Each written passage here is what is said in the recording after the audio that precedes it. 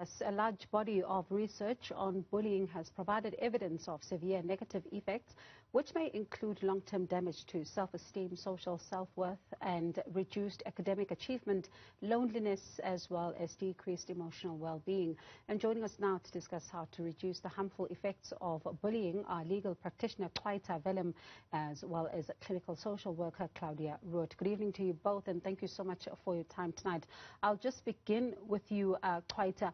When it comes to, bullying, people think that it's only what we see in video, where people are just fighting or pupils are fighting or, a fight that has been captured when things get physical. But there's a lot more to bullying than just it ending up into a physical fight. That is correct. There are a lot of various ways to actually bully a person. It does not really have to be violence or physical. It can be verbal, it can be through social media or any other platform whereby a person feels that they are being bullied by the next person. And are these attacks always provoked? Sometimes they can be provoked. It depends on each situation, whereby a person can be bullied through rumors, whereby they'll hear rumors from someone else. It does not have to be direct at times. And Claudia, when one really looks at what we've seen in recent times and, a lot of videos that are going viral on social media, and we then see some of these alleged bullies then finding themselves before the law, would you say that that is the appropriate sanction of how to, deal with a bully by them appearing before an NP inquiry or a magistrate for them to answer to, their alleged crimes? Well, I think first of all, we need to realize that bullying is a crime that happens in context of social architecture.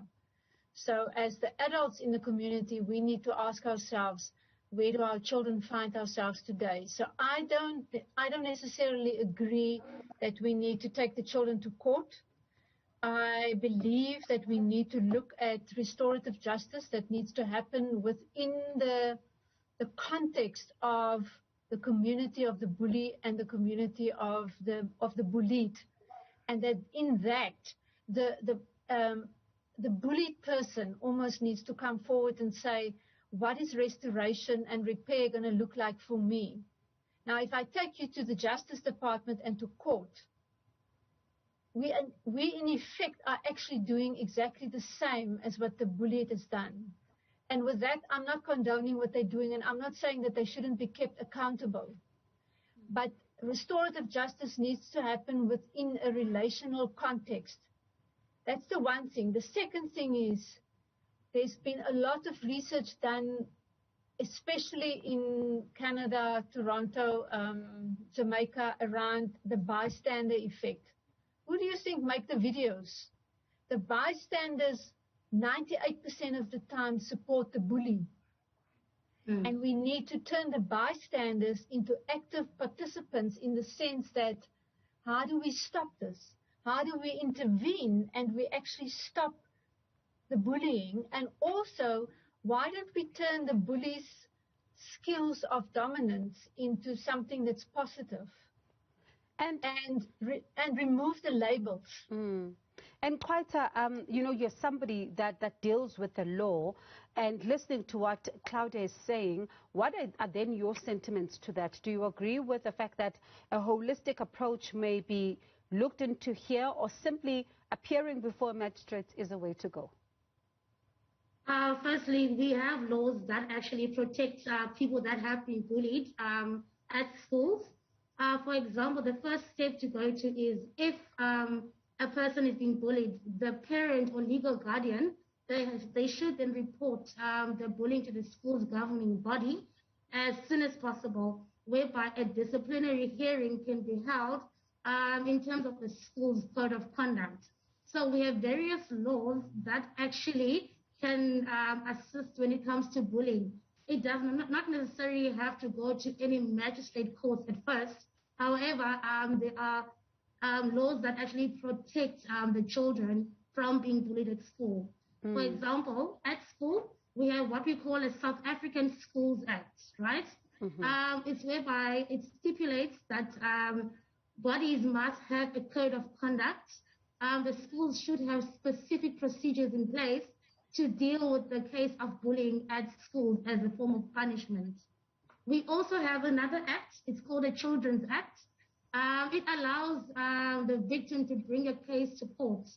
It is very important to note that this act is not actually to punish the victim or the person that has been bullying the next person, but also to actually rectify the harmful conduct that was actually conducted by the person that was bullying the victim. So the focus is more to restore what has actually happened. And just to mention what Claudia has said as well, in some cases, in a particular school, they can also be held liable for the bullying, because if it's reported, if there's proof that the bullying was reported to the principal or any school teacher and they don't take action, then the school can actually be sued to pay damages for the victim. And Claudia, when then one of the things you talked about, which I'd like to ask Twaita in just a moment, around the bystander effects, but I also then want to come back to the point that you made about restorative justice.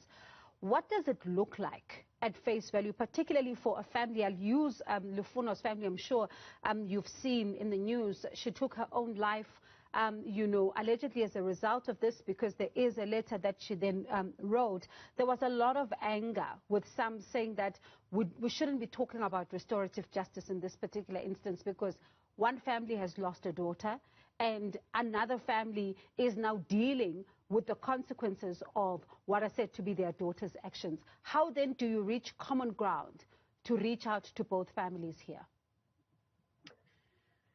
Well, in this instance, it's obviously going to be very difficult. It's going to be very difficult to even suggest to a family who's lost their child that, could we look at how do we prevent this going further?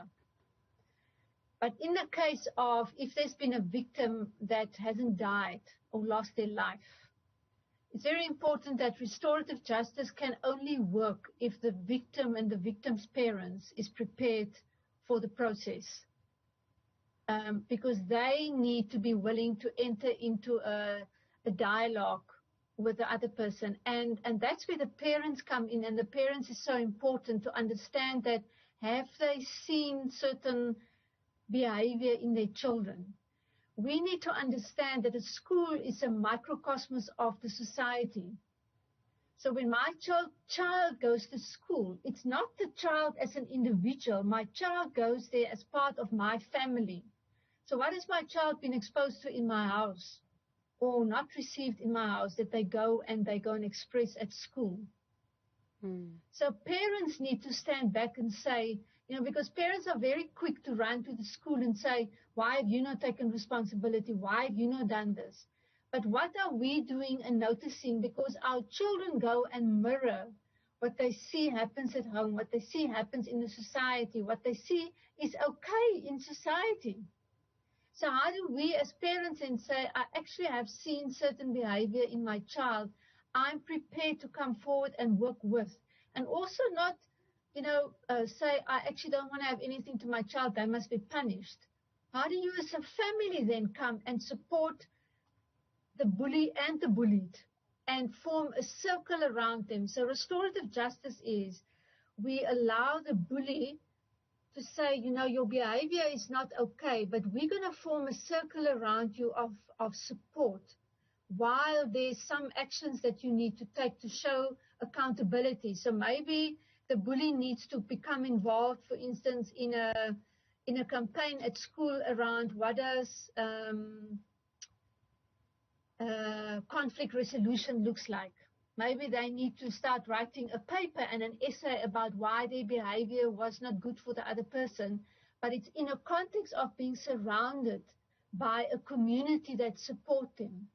Because now you expect that child to learn, but we all know we only learn what is a better way to do if that's in the context of a community and a relationship.